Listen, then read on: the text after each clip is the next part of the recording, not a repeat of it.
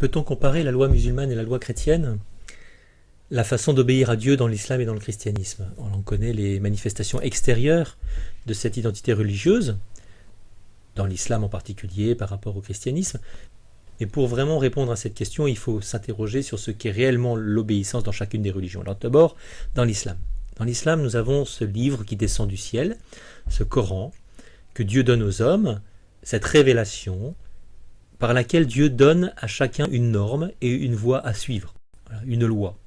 Une loi qui est fondée sur deux grands livres ou deux grands recueils de livres, le Coran et la Sunna, la tradition musulmane, qui donne donc cette loi musulmane dans laquelle nous avons tout ce qui est convenable ou blâmable. Cette loi ordonne le convenable, interdit le blâmable, comme il est dit dans le Coran. Et l'enjeu de la religion, eh bien, c'est de se soumettre à Dieu, de se soumettre son être tout en se conformant à la loi révélée. C'est ça la religion, c'est une religion de l'obéissance.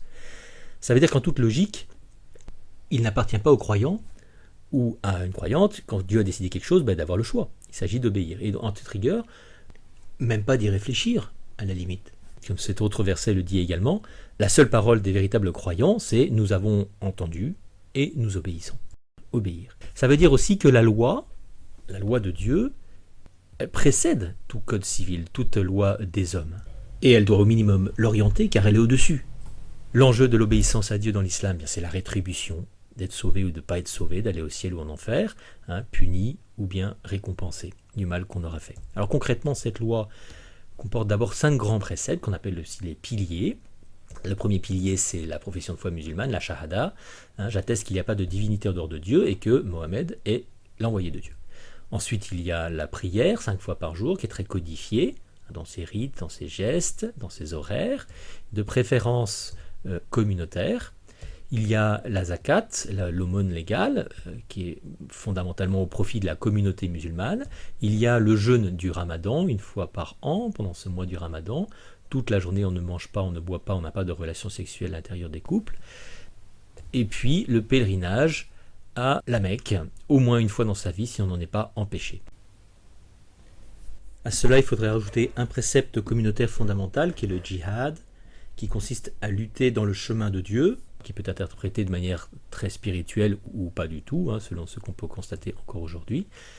Mais ça ne suffit pas pour dire ce qu'est la loi musulmane, puisqu'elle a théoriquement la prétention de diriger, de gouverner, de réguler toute la vie dans toutes ses dimensions, ainsi que nous le voyons dans ces petits dessins. Tout cela est résumé dans un code de loi, qu'on appelle le fiqh, qui est très ancien, qui rassemble toutes les règles pratiques légales. Parmi les règles les plus connues, nous connaissons bien l'interdit du porc, qui est un précepte coranique que je vous mets ici. Il y a aussi la nécessité de manger de la viande qui a été tuée selon le rituel musulman qui donne de la viande halal, et puis l'interdit de vin, de jeux de hasard, voilà. Si bien qu'en conclusion, on a une vie qui est très réglementée, et théoriquement assez simple, qui conditionne évidemment la vie de la communauté, lui donne une grande visibilité, et ça donne normalement, d'après ce que le Coran dit, la meilleure des communautés, qui ordonne le convenable et interdit le blâmable.